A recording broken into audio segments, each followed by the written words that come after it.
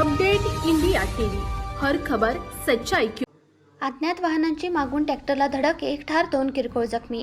Nagpur Hyderabad national highway क्रमांक 44 वर देवधरी घाटावर करंजीकडून सिमेंट विटा भरून येणाऱ्या MH29C B3086 नंबरच्या ट्रॅक्टरला मागून अज्ञात वाहनाने धडक दिली असता दिनेश गोपाल सोयाम राहणार एकुर्ली वय वर्ष 24 यांचा जागीच मृत्यू झाला।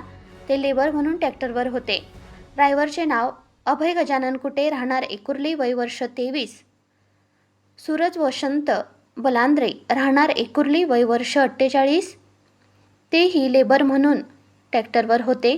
ते जखमी झाले। जखमीला उपचारासाठी रुग्णालयात पाठवण्यात आले। मृताला ग्रामीण रुग्णालय करंजा येथे शवविच्छेदनाकरिता पाठवण्यात आले।